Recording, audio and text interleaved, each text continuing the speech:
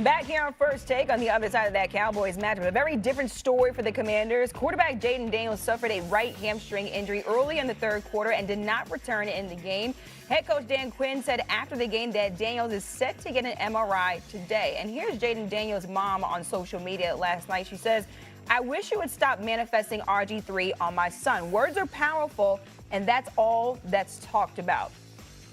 Obviously, I feel like referring to RG3, his injuries and derailing his career and things like that, possibly maybe listening to people on social media. However, the Commanders have a big problem. No Terry McLaurin, no Deebo Samuel, Austin Eckler out for the season with an Achilles injury. Now you have Jayden Daniels that's down. Cam, I'll start with you. How concerning is this Jayden Daniels injury? It's extremely concerning. And I went on, my platform to speak about it before the season began, and I spoke about RG3's impact, right? And if anybody knew what RG3's impact was, it was me. Coming into the NFL a year before he actually came into the NFL, RG3 gave Chocolate City the electrifying impact that it was yearning for. Now, history seems to repeat itself, not with the injury aspect. I'm saying it from the element of what Jayden Daniels has been able to give the fan base, the organization, and the team of the Washington Commanders has been something that has to be looked at as like, yo, why is he not the most protected person? That's the greatest asset to the Washington Commanders, as we know. But to see this happen, right, to look at how, he's been hit, how he's been, taking hits more so in these last couple of games, and it's a little alarming.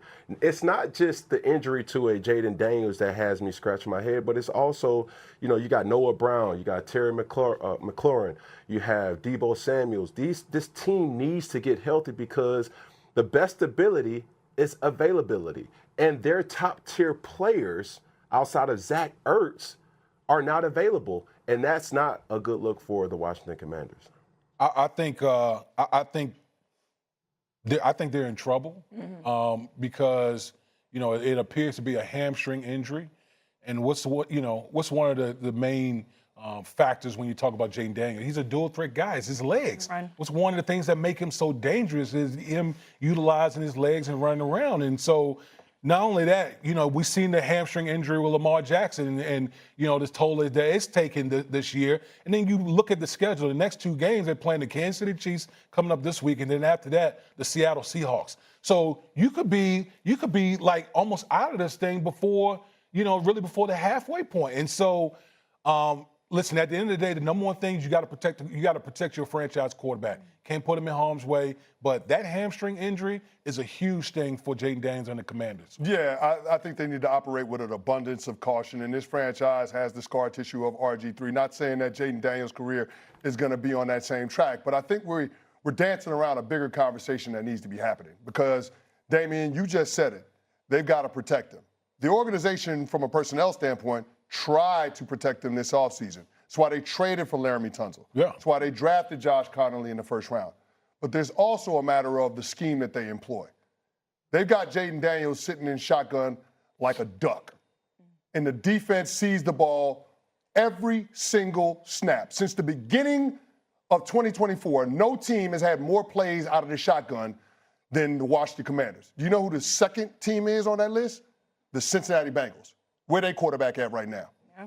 And so when we start talking about being able to protect Jayden Daniels, it has to be done by personnel, but it also has to be done by scheme too. Because when you got 11 sets of eyes on that side of the ball, seeing the ball the entire time, that makes your quarterback a target. And at some point, Cliff Kingsbury is going to have to evolve this offense because Jayden Daniels cannot continue to be the most contacted quarterback in football. Yeah. No quarterback, since he's come into the league, has been hit more than Jayden Daniels. There is a correlation between that and the formations that the Washington Commanders keep rolling out there. And at some point, something about that has to change. And Woody, you brought up the schedule. So what does the foresee? Go ahead, Cam. Go ahead.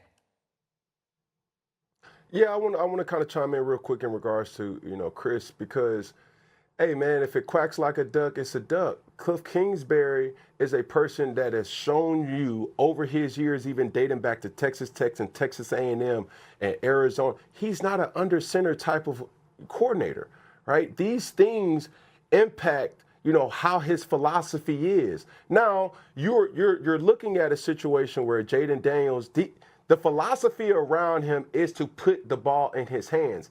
I don't think you don't take him out of the shotgun, but you have to have some type of implementation to protect him.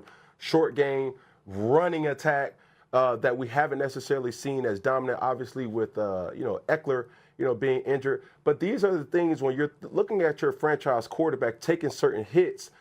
Putting the ball in his hands is one thing, but obviously protecting our key asset is another as well.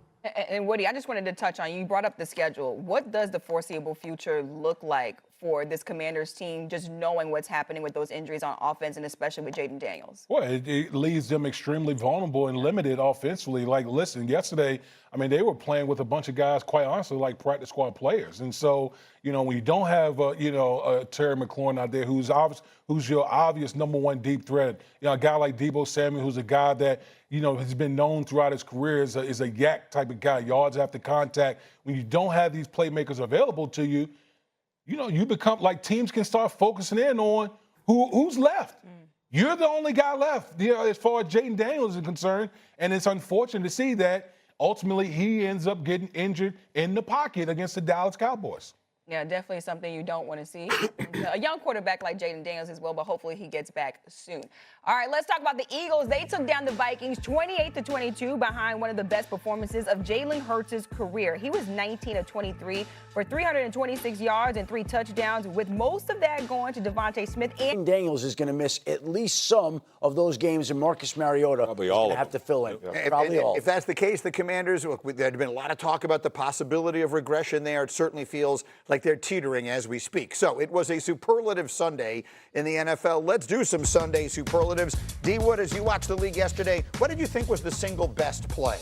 Yeah, I had to watch this disgusting performance again by the Jets. But listen, J.C. Horn with the one-handed interception. This guy right here, man, is one of the best corners in the National Football League. Look at that catch, bro. Like, one-handed interception. He was beat and then just went out there, give me that pick right there. Tremendous play by J.C. Horn. Rex, what was the worst play you saw this weekend? Cam Ward, as if it could get any worse. Oh, no. Look at this one. Drop it. The size 9 hands.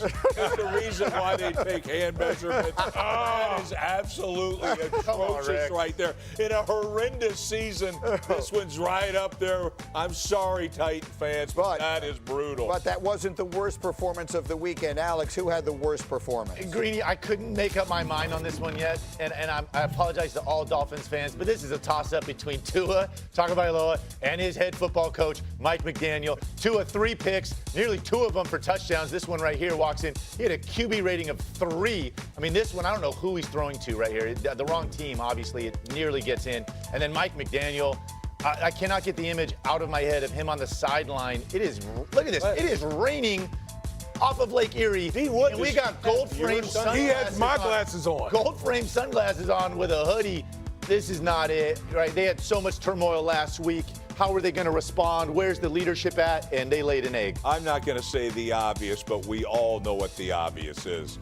Nerd boy. What? Nerd boy. What? Shefty, I think there were many of us who were expecting and are expecting perhaps to hear news out of Miami on the coach. And we still may get that, but I was told yesterday, I was told again this morning, not happening right now. And so we can continue to wait, and we all know what eventually will come. There are going to be changes made in that organization. And I think a lot of people believe they're going to be happening today. But for the people that are waiting for some type of ESPN alert that's going to flash across their phone this morning, news that we're going to cut into, that the Dolphins have made a significant change, it doesn't sound like that is the plan right now. Yeah, and who are you going to give it to? That's right. Because who's going to be the interim guy? By the way, every single one of those guys on the staff is part of the problem. So what are you going to, here, I'm going to give it to you. You're going to be better than him? No, you're not. You're part of the problem also. Get behind this guy. And look, I know I've been hard on this guy. The guy is a good offensive coach. Has a good mind for it. He got to bag the sunglasses, though, because you look terrible with those. I posted sort of a thought yesterday after the week they had. this was really a gut check. Let's Yes, see what's yeah. going to. Are we going to rally around the quarterback and all the stuff he said and all that? And they came out and they gave one of the worst performances by any team in the NFL all year. And we've all been talking about it. They lost to a team of rookies. Yeah. I mean, like the entire roster for the Browns, the starting lineup for the Browns right now are rookies, right? And you, again, this is when leadership matters. We talk about it all the time. It's not in the honeymoon phase when they were putting up 70 and it was this new creative offense. Your back's against the wall. You're 1-5. Here you are taking a trip to Cleveland on a rainy day. What are you going to do? And the team from South Florida, I mean, they just did not show up at all. They never got beat. 200 They got yards of offense. destroyed. Yeah, 200 yards of offense. Destroyed by Listen, Cleveland. you knew things were off on the wrong track when you're having player-only meetings at the beginning of the season. When you're having that, you know things are in a bad way within that organization. Hey, I got one question, though, Greeny. Yeah. All right. If Shedeur Sanders would have been the quarterback, would this have been in our A block? Oh, meaning instead of Dylan Gabriel, yeah. lighting them up. Rex, yesterday, yeah. the other rookies. Instead of the greatest Rex. comeback ever. Most days it would be in the A block. Nothing was going to supplant the New York Giants. I don't know. That's probably true. All right, we're rolling on a very big day. We got to get back to the Birds. They break out in a big way with one big game. Are the Eagles' offensive issues officially behind them? We'll answer that question. Plus, we haven't gotten to Drake May. He makes the Titans pay. And one man at our desk thinks the Patriots